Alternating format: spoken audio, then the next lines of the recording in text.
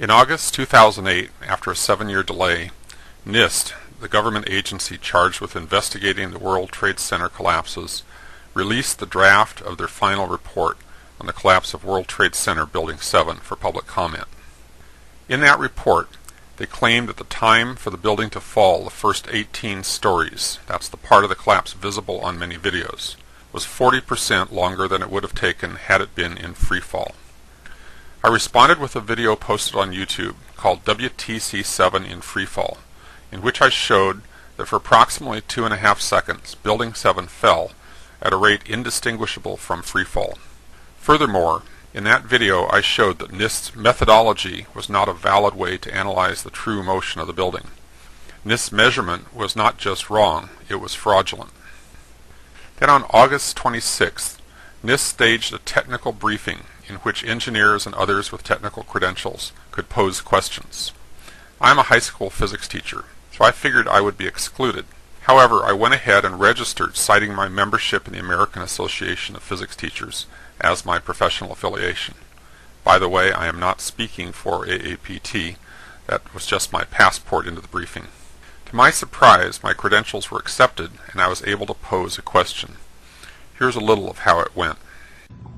Our next question comes from David Chandler of the American Association of Physics Teachers. Any number of competent measurements using a variety of methods indicate the northwest corner of WTC7 fell with an acceleration within a few percent of the acceleration of gravity. Yet your report contradicts this, claiming 40% slower than free fall based on a single data point. How can such a publicly visible, easily measurable quantity be set aside? Can you repeat the question, please? Sure. Any number of measurements using a variety of methods indicate the northwest corner of WTC7 fell with an acceleration within a few percent of the acceleration of gravity. Yet the report contradicts this, claiming 40% slower than the free fall based on a single data point. Well, first of all, gravity is the loading function that applies to the structure, applies to every body, all bodies on this particular on this planet, not just in ground zero. Whoa! I'm used to responses like that on a physics exam when a student hasn't even bothered to open the book. But this is NIST speaking, so let's continue.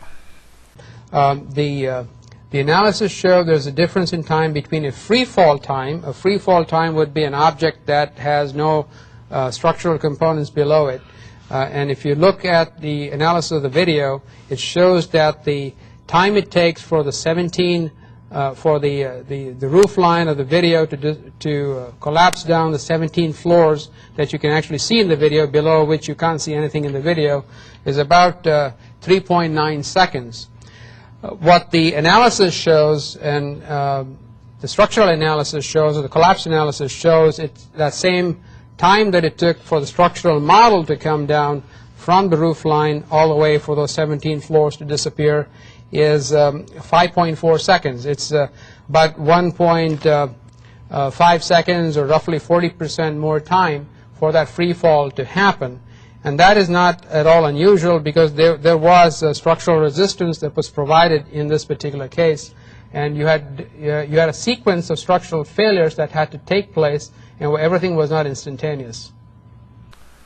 Buried in all that verbiage, what Dr. Sundar is saying is, free fall for the 18 stories under consideration would have taken 3.9 seconds.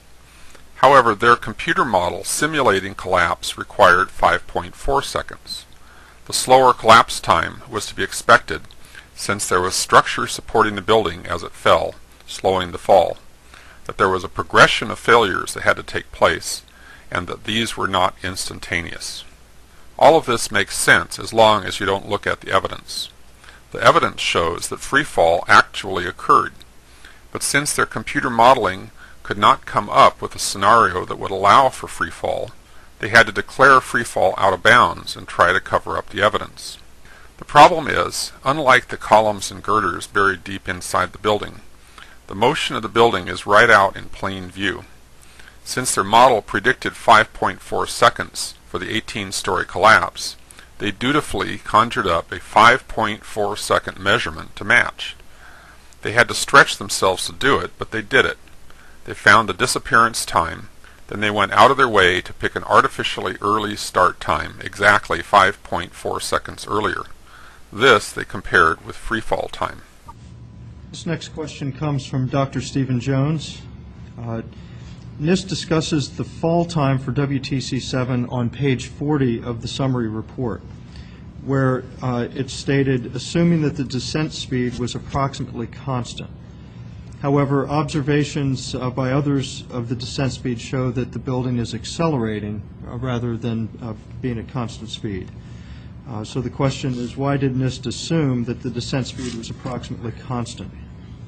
Stephen Jones was calling attention to the obviously erroneous claim on page 40 of the draft report that stated that the building descended at constant speed.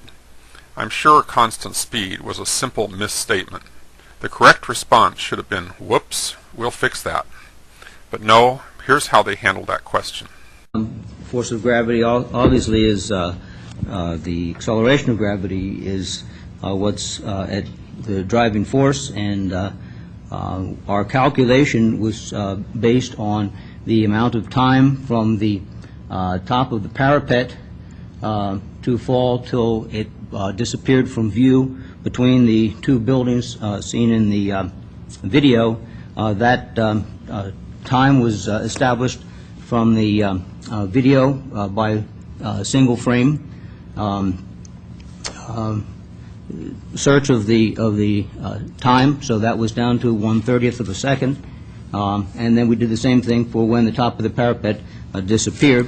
We found that time to be 5.4 seconds. I didn't hear a whoops in there, did you? This is John Gross, one of the lead engineers for the NIST report on the collapse of the Twin Towers. He has a PhD in structural engineering from Cornell University. He taught engineering at the University of Colorado in Boulder. He has a long resume on top of that. Don't you think he probably knows the difference between speed and acceleration? Don't you think he could explain it with perfect clarity if he wasn't so preoccupied trying to cover his tracks? Don't you find it interesting that the 5.4 seconds he measured for the collapse time just happens to exactly match the theoretical prediction of their model? That kind of precision is incredibly rare when modeling real-world events. Incredible is the right word. It's not credible. This measurement has all the characteristics of what we call dry labbing, manipulating the data to fit a predetermined outcome. It's an ethics violation in science on a par with plagiarism. Any engineers engaging in this kind of sleight of hand should lose their licenses.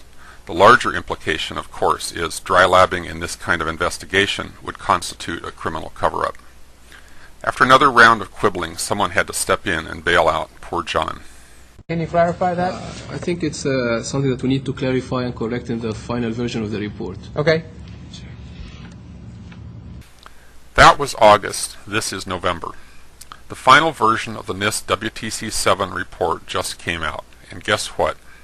We have a revised analysis of the building collapse rate. Constant speed is out. Constant acceleration is out. Instead, we have 3 phases of collapse, with a whopping 2.25 seconds of absolute freefall. The irrelevant 5.4 seconds is still defended in the wording, but it plays no apparent role other than CYA for John Gross and Associates. So freefall is hereby official dogma. How are they going to handle all the ramifications of that inconvenient fact? Read on. It says, the 3 stages of collapse progression described above are consistent with the results of the global collapse analysis discussed in Chapter 12 of NIST's NC Star 1-9. That's it. Freefall went from an impossibility that required backflips in logic to obfuscate to a simple fact to be measured, then declared consistent with their fire-induced collapse hypothesis. Apparently they have now decided that freefall is okay as long as it is seen as a part of a longer stretch of time that covers the required 5.4 seconds. In other words, they dropped the bullying tactic of blowing smoke to obscure the facts, and adopted an alternate bullying tactic: cover it with a lie and walk away. However, NIST cannot walk away from freefall. Now that NIST has certified freefall as fact, take a look at the implications.